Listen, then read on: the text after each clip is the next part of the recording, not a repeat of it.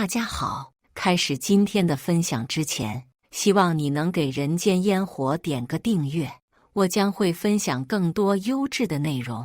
留学回国后，我负责最新武器的研究制造，整日被封锁在机密工厂里。结婚3年，我连家门都没踏进几次，可刚被批准的图纸还没批量生产，成品就已经出现在敌国的军事演习上。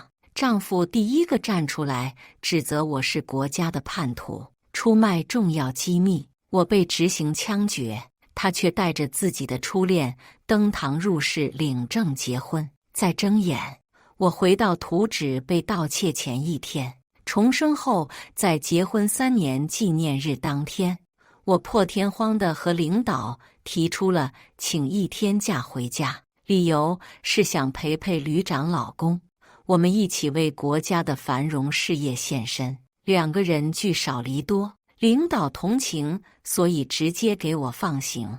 离开前，我低声凑近领导耳边，低语提醒了2句。看着他恍然大悟的表情，我知道他明白了我的意思，这才放心的离开。走到家门口，刚想开门的时候，一旁窗户的缝隙却传来熟悉的声音：3年了，我没有1天不再后悔。娶了程月后，意味着我们永远都不能在阳光下走在一起。猜测和自己亲耳听见终究是有区别。这就是我爱了3年的丈夫沈成，也是前世将我送进地狱里的人。怪我自己看错人，竟然相信了他在我回国那天对我一见钟情，所以才申请和我结婚。结果落得众叛亲离的下场。爸妈不相信我，同事唾骂我，我成了全国人的眼中钉。归国为国家献身，成了他们口中的早有预谋。同意沈成的结婚申请，却被说成为了方便取得情报。死刑那天，沈成和他的初恋却在我的家里举办婚宴，我爸妈甚至成为他们的证婚人。我死后才看见陷害我的人就是他沈成的初恋江婉。那时江婉口口声声说想见识一下国家的武器研究所是什么样的，他整天除了医药再也接触不到其他东西，加上沈成为他说话，我一时心软就让他进门，没想到仅仅1个小时却葬送了我的命。上天让我重生，这次我发誓要这对狗男女付出血的代价。钥匙插进门里，转动的声音响起，里面瞬间安静。沈成看着我出现，瞬间皱眉，眼底划过厌恶。你怎么会回来？最近不是有个新型武器的图纸完工了，要上面评估吗？我放下手里的东西进去，准备给自己倒杯水，却发现原本放我杯子的地方，此刻空空如也。今天不是纪念日吗？我回来看看你。话落，我转头时面露讥讽，看来耽误你们的好事了。江婉正忙着给沈成包扎，闻言脸上满是无辜。沈旅长今天演习的时候受伤了，只是他这个人嘴硬，你也知道，当着所有人的面硬撑了半天，我没办法，这才到你们家里给他处理伤口。话落同时，沈成沉下脸，你不用和他解释，说起来我才是他的领导。他的冷漠一如既往。我咬紧牙，强扯出无所谓的笑意。我知道什么？我不知道。结婚后我回来的次数还没你多。这不，我的杯子都不见了。江婉红了眼，委屈的泪水在眼眶打转。沈成冷声怒斥：你发什么疯？好好的日子不能过，你在制造武器的紧要关头跑回来，我没说你已经是在婉婉面前给你面子了，别给脸不要脸，掂量自己的身份。你是干什么工作的？有任性的资格吗？那破杯子里面都长毛了，我替你扔了，一个破杯子也值得你发疯。可他永远不知道，我们之间从来不是杯子的问题。教训完我，他转头看着江婉，开口的声音是我没听过的温柔。没事，他就是天天围着机械打转，脑子有点问题。你今天是好心，我很清楚，我送你回去吧。或许是前世我埋头在工厂里，根本没怎么回家，更没机会当面和江晚对峙，所以没见过他这样双标的嘴脸。一瞬间刺得我心脏发疼。结婚前，我只听说过他有一个谈了5年的初恋，所有人都知道他们分手了，却没有人知道原因。可经历了前世的死亡，现在我大概明白了被沈城刻意掩盖的真相。我就是那个他们之间唯一的阻碍，所以沈城对我只有憎恶和仇恨。江晚目睹了他对我的不屑和轻蔑，开口时隐隐有了几分算计。沈旅长，你别这样，是我不该跟到你家里。月月姐好不容易回家里一趟，你们别因为我吵架了，我自己可以回去。沈城沉着脸，没给我一个眼神，却开口冷声道：程月，道歉。我一屁股坐在椅子上没吭声，他脸上闪过不耐。你听不懂我的话吗？我让你给江晚道歉。话落，我带着疑惑的目光看着他。道歉？追到别人家里，大晚上和别人丈夫共处一室，不要脸的不是我。这种事哪怕在国外也不太能让人接受吧。我刚说完，沈城立刻站直了身，准备冲到我面前。江晚却伸手自然地握住了他的手腕，在他转头时轻轻摇头。对比起江晚的温柔和懂事，我在他面前更加十恶不赦。程月，现在立刻道歉，否则那个新武器的研究你就不用参加了。听见他的威胁，我脸上表情不自然的僵硬。项目我跟了3年，抛弃了家庭和一切，现在马上要结束了，他一句话就让我滚，我去他大爷的！下一秒，我猛地用力拍响桌子。沈城，你是不是以为自己很厉害，以为全世界没了你就不行？你不会真以为我回来是为了过这个破纪念日的吧？我是回来抓奸后和你离婚的。离婚能听懂人话吗？我说完后，空气死一般寂静，氛围让人窒息。沈城面色阴沉如墨，咬紧牙，从牙缝里挤出声音：程月，你是不是以为老子在跟你开玩笑？我无所畏惧，双眼直直和他对视。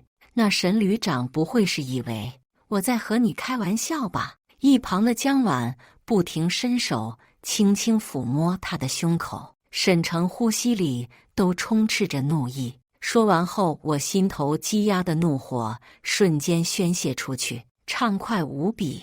转身离开时，脚步都轻快不少。可走到院口才想起，我忘了收拾自己的行李，折回去时门都没人关。江晚正忙着安慰沈城：你别这样，你忘了当初我们分开的原因了？你这样怎么对得起我们5年的感情？月月姐是归国的高级科技型人才，万一去了国外效力，这是多大的损失啊！沈城冷哼一声，满脸不屑。当初我随口一句结婚申请就能让他留下，现在已经结婚3年了，我不信他还能离得开我。3年了，我还真没看出来他有什么真才实学，值得我们牺牲5年的感情。他以为是我求着要和他结婚吗？简直可笑！听见这句充满讽刺的话，我握着门把手的指节有些颤抖。下一秒，我推门而入。沈城看见我回来，面露不屑和轻蔑，似乎在他眼里，我永远都不可能主动立刻。但我只是面无表情地进来，走到自己的房间收拾行李，一句话也没说，更没有他想象中的卑微乞求。沈城目光死死盯着我，耐心逐渐耗尽，脸上带着怒意，刚想愤然开口，却被江晚拦住。女生生气的时候，你要耐心一点，你去忙自己的事情吧，月月姐交给我。她温柔一笑，起身朝我走来。我在这边叠衣服，每整理好一件，他就帮我放进包里。我们两个人像简单的流水线。片刻，他目光扫过沙发上的沈成，才轻声开口：“月月姐，阿成，沈旅长，他就是个不懂女人心事的普通男人，你别计较了。他也是因为舍不得你才这样，就是说话难听了些，直接了点，但本心不坏。你在研究室里的3年，你们的家里不都是靠沈旅长一个人在支撑吗？他也不容易。感情这种事，2个人相互体谅就好了。”我目光冰冷地落在他脸上，讥讽出声：“是吗？我们的家是只有他一个人在支撑吗？你不是也天天在家里陪我的丈夫吗？对，你帮我把衣服收拾得再干净一点，然后擦擦衣柜，我出去你就可以直接搬进来了。”我充满讽刺的声音传进沈成的耳朵，他气得当场站起，大步冲进房门：“程月，你犯病也要有个限度，我对你的耐心有限。”我依旧低头整理衣服，最后将拉链拉上，一个眼神也没给他。沈成被我漠然的态度激动，胸腔里的怒意在此刻彻底爆发。下一秒，他的嘶吼几乎贯穿耳膜：“程月，你他妈聋了？听不见老子跟你说话？你什么态度？态度？”看着他这张脸，我就能想到自己前世含冤而死的惨状。此刻除了失望，我什么情绪都没有了。江晚见状，急忙拉起我的手，转头给沈成解释：“沈旅长，你这样是追不到老婆的。我帮你和月月姐说，你别说话了，快去歇着，你身上还有伤呢。”话落，他一手拉着我，一手提着我的行李，径直在沈成能杀人的目光里走出门。我自然是要回研究所里，他却也一路跟着我。知道他的目的，我一句没吭声，任由他和我一起走到研究所门口。我停下脚步看着他，淡淡开口：“你就在这里，不要乱走。既然你帮了我，我也不是不懂得知恩图报的人。我先去找领导汇报一下，就来找你。”刚说完话，我就立刻看见他眼里闪过一抹算计。为了计划顺利进行，我装作没看见的样子，转身离开，敲门进了领导的办公室。看着他疑惑的表情，我率先开口：“领导，我要申请离婚。”领导比我这个当事人还激动，立刻站起身惊呼：“什么？程月，你再说一遍，你不是今天特意请假去家里陪沈旅长过结婚纪念日吗？怎么回事啊？”我目光落在地上，声音淡淡：“也没什么，就是感情破裂了，甚至可能根本没有感情。”领导听完，瞬间瞪大了眼，开始了长达半个小时的劝说。我知道你是国外回来的，那边都比较开放，可是我们国家毕竟才开始发展不久，思想还是比较传统的。沈旅长怎么说也算是年轻一辈里的人才了，对你也是呵护有加，2个人过日子哪有不吵架的道理？我实在不想听沈成的好话，却也不想辜负领导的好意，只能开口轻声打断：“谢谢领导，但我已经决定了。”话落，我面无表情地转身离开，却没注意到身后领导拿起了桌上的电话。我走到研究所门口的时候，江晚似乎刚刚赶到不久，还在喘息。看见我走近，他眼里闪过慌乱：“月月姐，这么快呀？顺利吗？”我轻轻点头：“提个离婚申请，这有什么顺利不顺利的？”听见我的话，他也瞪大了眼，里面写满了惊喜和雀跃。怕被我看出，又迅速收了回去，转而换上担忧的表情。我勾唇忍住心中的冷笑，开口提议：“你也累了半天了，进来一趟，不能让你白跑。我带你去这里的食堂尝尝吧。”他为难道：“我以为我跟着你过来可以让你们感情缓和一点，没想到你要提离婚。这沈旅长肯定以为我没好好劝你。”我还是回去先给他说一下吧。我当然不可能给他机会销毁证据，不等他再次开口，我直接拉着他转身朝食堂走去。天大地大，吃饭最大。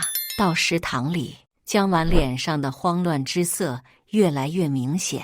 我贴心地提出自己帮他打饭，可饭菜刚放到桌上，门口就传来一阵嘈杂声。沈城带着一队人径直冲了进来，站到我面前，吓得旁边几个桌子用餐的人都当场离开。他看着我刚刚给江晚打的饭，大步走上来，拿起盘子砸在地上，粗鲁的动作让我拧眉面露不满。浪费粮食，他怎么不去死？下一秒，沈城怒声骂道：“你不知道婉婉对这些东西过敏？我又不是他妈，我怎么能知道？”可不等我开口反驳，他就厉声质问：“你竟然还提出了离婚申请？程月，你是不是疯了？你凭什么和我离婚？要不是我的推荐，你以为你能在这个地方实现你的梦想？现在参与了一次研究，马上就飘了，还知道自己姓什么吗？敢离婚，你这辈子也别想再踏进研究所一步。”我眉头紧的能夹死苍蝇，2辈子第一次觉得面前的男人嘴脸让人恶心。沈城，你不会真以为自己是我领导吗？你算个屁！我能进研究所是我自己有能力，你是什么东西？这是我第一次当众打他的脸。沈城气得胸腔不断起伏，当场就走到饭堂的座机前，给我领导打去电话，现在就让程月收拾东西滚出研究所。还有，他这次参与项目绘制的图纸是国家机密，必须留下，其他东西全部扔掉。说完，他直接掐断电话，可那个电话没2分钟就重新响了起来。沈城接起，听筒里却传来了图纸已经丢失的消息。他瞬间黑了脸，双目圆瞪：“什么？图纸不见了？”下一秒，他一个手势后，我整个人被架了起来。他大步迈到我面前，一个耳光抽在我脸上：“程月，你敢背叛祖国！”火辣的痛感从脸上传来，我费劲的挣扎，却不能移动半分。我看着面前被愤怒侵蚀理智的男人，冷笑出声：“沈城，在你眼里，我就是这样的人。我们结婚已经3年了，我不值得你的半分信任。既然如此，你3年前为什么和我结婚？”这一刻，我终于问出自己2辈子的执念，双眼用力瞪得血红。按照国内传统的思想，和一个人结婚就要一辈子和他走下去。既然不爱他，到底为什么要毁了我的一生？问题抛出来许久，沈城却始终沉默。我无力地勾起唇角，有时候沉默就是最好的答案。他的眼神已经告诉我一切，失望涌上我的胸腔，肆意掠夺我双肺的氧气，让我整个人呼吸都变得困难。一旁江晚表情慌乱地走到沈城身边，柔声问：“你今天不是有军事演习吗？怎么会到这里？”他着急的根本没给沈城回答的机会，目光落在他的伤口上：“你的伤口怎么崩开了？我去拿药重新给你包扎一下吧。”听见这句话，我的第一反应就是他想跑，急得想开口阻止。看见沈城写满心疼的眼神，我没出口的话彻底咽了回去：“你别乱跑了，这附近都没有店铺，取药得走很远，而且你刚刚吃了让你过敏的东西，我怕你一会有症状了，身边没人。”话落，他重新拿了餐盒，当着所有人的面亲自给江晚打饭。我这个原配妻子此刻却被人架起在一边，脸被打得生疼，心亦是如此。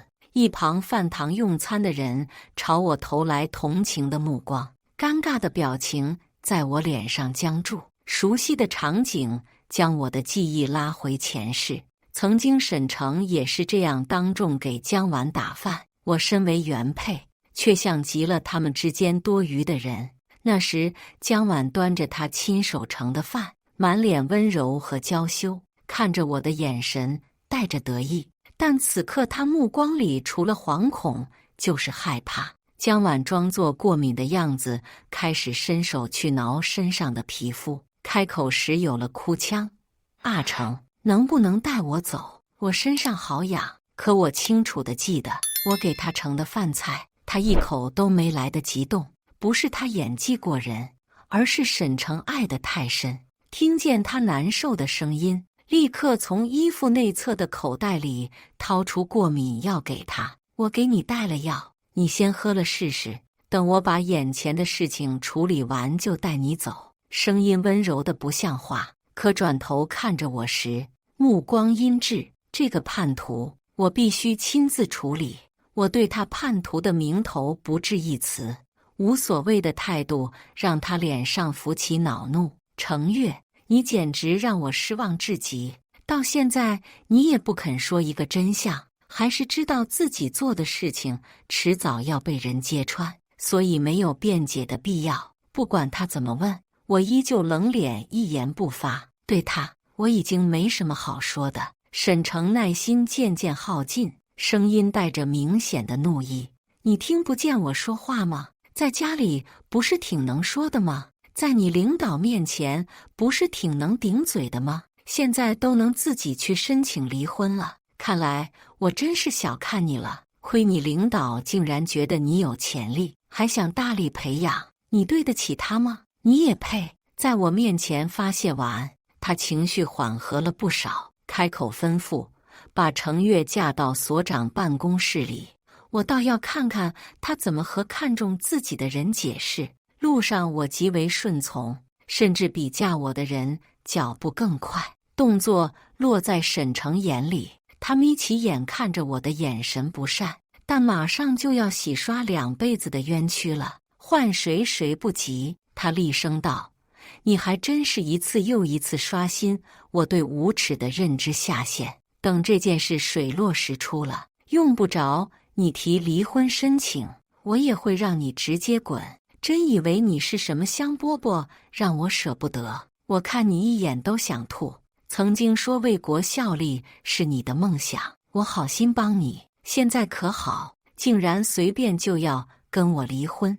看来是我挡住你和外面的野男人幸福了呀。沈城恶人先告状的声音刺耳至极，我死死咬紧了牙，才没让自己提前爆发怒火。很快了，我要让真正的叛徒被他亲手捧起，接着重重砸在泥坑里，再也不能翻身。我的沉默激怒了沈城，他愤怒的目光落在我研究所的制服上，恨意滔天。下一秒，他厉声开口，把他身上研究所的制服扒下来，他不配穿着这个衣服。话落，沈城带来的士兵全都动作僵住，没有一个人敢上前，连他们都知道旅长夫人的面子必须要留，但偏偏沈城不管不顾，被气得失去理智，竟然冲上来亲手将我工服撕开，外衣被他扒下来扔在地上，还无意地踩了2脚后离开，口中只留下一句：没人我就亲自来。我脖梗以上体温火热，沈城扒的根本不是我的衣服，那是我的脸面，我的尊严一而再再而三地被他用无所谓的态度踩在地上，还吐了一口咸脏。他转身利落离开的背影倒映在我眼中，我只淡淡开口：沈城，今天的一切你别后悔。他恍若未闻，当众牵起姜婉的手走在最前面，很快就到了所长的办公室。沈城向来没有敲门的习惯，更何况此刻他的行为已经被怒意驱使。单薄的门被他一把推开，所长正笑着说：程月来了呀，这次能提前完成枪械设计，多亏你。尝尝我专门给你倒的茶，这可不好买。没说完的话，在看见沈城阴鸷的脸那刻戛然而止。所长面色变得肃然：“沈旅长这是干什么？”他声音里的惊讶不加掩饰，整个人的诧异地瞪大双眼。沈诚自顾自地走进去，坐在木椅上，冷声道：“程月不是偷窃了图纸吗？我能干什么？当然是抓叛徒归案。”听见沈诚满腔怒火的声音，所长瞬间倒吸一口凉气，一手指着身旁同来的江婉，止不住的颤抖：“偷图纸的不是这个女人吗？你抓我所里的设计师算怎么个事？”他急得一拳砸在桌子上：“沈旅长，你没看过监控画面吗？画面虽然糊，但确定人还是没问题的呀。”所长说话的同时，江婉无辜的表情僵在脸上，迅速惊慌失措起来。沈诚却温柔地走到他身边，牵起他的手，转头问：“这种涉及机密的地方，怎么可能有监控设备？开什么玩笑？我怎么不知道？我知道你看重程月，但这也不是你包庇他的理由。”听见沈诚的质疑，所长瞬间沉下脸。从前他尊敬沈诚年纪轻轻，却成为军中翘楚，现在滤镜破碎，只剩下失望。他一巴掌将桌子拍得嗡嗡作响：“沈诚，我还不至于为了一个设计研究人员犯这种原则错误。要不是程月提出来要安装个临时监控设备，我也不可能抓到这个凶手。现在证据就在监控里。沈旅长是非要包庇他，把这么大的黑锅砸在程月身上。我告诉你，只要我在这里一天，我绝不允许这种颠倒黑白的事情发生。”两人之间气氛剑拔弩张，江婉强撑着扯出一抹笑意，却比哭还难看：“是不是有什么误会？月月姐只让我在外面等她，我没进去过呀。图纸是不是在这之前就……”他话没说完就被所长厉声打断：“绝不可能！”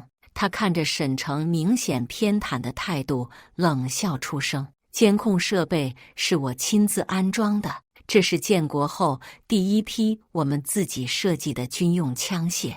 我再三确认过它完好，才启动监控离开。江婉小姐，你这不光是在质疑设备，你是想打我的老脸。”所长声音落地，江婉红润的小脸已经苍白如纸，颤颤巍巍的张口，却发不出声音。她求助的目光看着身边相爱8年的男人，可这次沈诚却没回应她的眼神，而是坚定开口：“设备在哪？我自己去看，绝不可能冤枉一个好人。”他坚定的话砸到我心里，我好不容易忍住的委屈差点当场爆发。为什么？为什么他前世不能说这样的话？为什么他前世不能求一个真相？就因为被冤枉的是我，所以我不值得他多费口舌。我们一行人被所长带着走到监控的机房里，他打开门口的锁，只让沈诚一个人踏入。许久之后，沈诚从里面将门打开，脸上表情复杂到了极致。他紧盯着江婉的脸，目光里满是遭遇背叛的失望和不解。沈诚脚踩着作训鞋，一步一步走到江婉身边，对着他心尖上的人轻声质问：“为什么？”我唇角勾起无力的笑，就连看见真相，他都不忍重声责问。江婉睫毛飞快地颤抖，鼻尖泛起点点冷汗。片刻，他开口道：“沈旅长，阿成，你不会真的相信他吧？是他让我等在门口的，又让我进去帮他取东西，我也不知道那里面装的是什么呀。他从提出离婚申请那刻就猜到了你会怀疑他，所以才陷害我。”看着沈诚因为这2句话面露迟疑，我忍不住气笑出声：“就你这样的废物也配当旅长？心里的秤都歪到你姥姥家了，真让我恶心。”所长第一次见我冷脸，面上闪过愕然，怕沈诚发火，他急忙开口：“你的意思是程月在门口让你进去帮他取东西的？”“那没事，门口我也装了监控。话落，他一边擦汗一边转头看我。程月，还是你想的周到啊。这次沈城自觉地再次踏进那个机房，几分钟后沉着脸出来，脸上的失望之色更重。毫无疑问，监控里只有我叮嘱江晚别乱跑的画面，但他显然没听进去。到了这一刻，他还将希望寄托在自己和沈城8年的感情上。无辜的双眼看着沈城，柔声道：“我们认识8年了，如果我要干什么，早就动手了，何必看着心爱的男人另娶他人，不是吗？”沈城死死咬着牙没说话，却也没动摇。我看着江晚手上的包，讥笑着说：“既然这样，那不如搜身吧。反正到现在为止，江晚身边一直都有人，也没机会脱手图纸。”所长听完，眼睛立刻亮了起来，按住他：“给我搜！”等等。我没想到沈城这个时候还要开口阻止，我紧拧眉头，目光冰冷地看着他。我亲自搜吧。听他没阻拦，我松了口气。下一秒，沈城就重新走到他身边，在所有人的注视下朝他伸手。整整10分钟，周围寂静的可怕。我眼看着自己结婚3年的丈夫和另一个女人亲密接触，心里却没了任何情绪。沈城冷脸从头搜到脚，没有任何收获。结束那刻，他头上的汗比江晚还多，怒声朝我嘶吼：“程月，现在你满意了？搜出什么东西了？你还不承认是你陷害的江晚？”江晚被他护在身后，委屈地低下头，眼里却是掩饰不住的得意。所长疑惑的目光也看向我，刚想发问，我却率先开口：“沈旅长，你是不是忘了内衣呀？你和江小姐关系这么亲密，怎么会漏掉这个呢？”话落，我一步一步朝江晚逼近，她红了眼眶，疯狂地摇头。沈城暗骂一句，让周围几个士兵退出10米。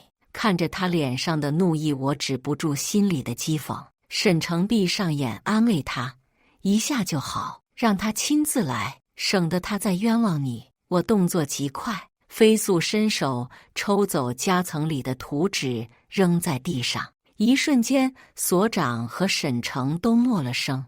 一旁的士兵将江晚架了起来，动作粗鲁。沈城目光里划过一抹不忍，却再也没出声。失望的情绪将他淹没，一如前世的我。沈城啊，沈城，比起我被你送上断头台，你经历的又算什么？被带走之前，江晚眼含热泪看向沈城，崩溃的嘶吼：“救救我！求你，我是冤枉的，你相信我，我爱了你8年啊！原本我可以是旅长夫人的。”听见他的哀嚎，沈城绝望地仰起头，闭上双眼，声音却止不住地传进他耳朵里。他眉头皱得越来越紧，所长失望的目光从他身上掠过，直直看向我，开口：“之前本来想着打个电话给沈旅长，让你们2个人好好谈谈，结婚离婚都不能冲动。现在程月啊，离了也好，我批了。”可他刚说完，那边沈城就沉声反对：“我不同意。”离婚的报告写成出来，我签完字递给他，他却始终双眼看着我的脸，不愿意落笔。我疑惑他的态度，更看不懂这个人。他一颗心都长在江晚身上，现在我愿意给他们腾位置，他何苦拖着我？所长似乎从他脸上的表情里看出了什么，只无奈的叹息加摇头。那天之后，沈城在我面前就像变了个人，他不再埋头在军队里，却开始死死守在我宿舍楼下。几个住在研究所外的同事赶来上班，看着我的目光欲言又止，最终还是为难道：“沈旅长现在这样，天天守在咱们所门口也不是事，咱门口的安保也不是他负责呀。小程啊，要不你和他说说吧。”几个同事七嘴八舌的议论声传进我耳朵里。我埋头在图纸最后的完善修改中，只抽空淡淡回应一句：他喜欢等着，就让他等，我还有自己的事情要忙。如果因为他装可怜，我就轻易的原谅，那我的好未免也太廉价。看着我态度坚决，他们都没了声音，但沈成的行为却一次比一次更过分。发现我埋头图纸修改，根本不踏出研究所一步，他就转变了策略，开始在饭堂门口堵我。那天我赶在饭堂关门前进去吃饭，冷不丁被他逮了个正着。或许是因为连轴转，他下巴长满了铁青的胡茬，眸光里是绝望的灰败。颓废的模样让我无法把面前的人和曾经意气风发的沈成联系在一起。看见我那刻，他眼里才亮起光，端着饭盒快步冲到我面前：成，月月，我已经给你打好饭了，你直接吃就行。我专门和做饭的师傅问过了，这里面都是你爱吃的菜。他充满希冀的目光落在我脸上，烫得我撇开眼睛。声音里的卑微让我仿佛看见了曾经那个自己。结婚的3年里，我每一次说想要休假陪他，他都会用各种理由搪塞，不是部队要演习，就是江晚身体不舒服。那时候我卑微祈求他陪我过生日，却被他不屑地嗤之以鼻，少跟外国人学那套没用的东西。年纪轻轻过什么生日？我是军人，更要以身作则。可那天之后，他转头就给江晚买了生日蛋糕，还让手下的士兵一起唱着生日歌。苦涩的回忆不断在我眼前回放，我眼里他此刻卑微的嘴脸都变得面目可憎起来。我不顾他僵硬在半空中递出饭盒的手，整个人朝饭堂里走去。可能是我冷漠的态度刺痛了他，沈成出现的次数越来越少，身边的同事看着我的眼神却有些怪异，但我来不及多想，只忙着上交最后版本的图纸。与此同时，组织也终于撬开了江晚的嘴，拿到了他叛国的口供，只传出了他招供的消息，后面就再也没了他的音讯。这个人像是忽然消失在了我们的生活里，就连曾经最爱他、最在意他的初恋也不再提及他的名字。我却只觉得讽刺，他为了初恋背叛国家，最后却被自己爱了一辈子的男人抛弃，真的值得吗？不管是他还是我，在这场感情的战役里都没有真正的赢家。那天我完成最后的工作后，早早回宿舍，想要休息，却在楼下看见沈成坚定的背影，熟悉到骨子里的人。我离得老远，却还是能一眼看见。这大概就是大家说的第一眼心动的人，以后再遇见依旧不可避免。曾经的我有无数问题想要质问他，但现在一句话也没有。我轻轻绕开他，准备上楼。脚迈上台阶那刻，沈成沙哑难听的声音在耳畔响起：“对不起。”余光里，他整个人直挺挺跪了下去，膝盖砸在地上，发出闷声。这次我没走回头路，而是选择了重新迈开脚步。第2天，我上交的图纸就获得批准，可以开始投入生产。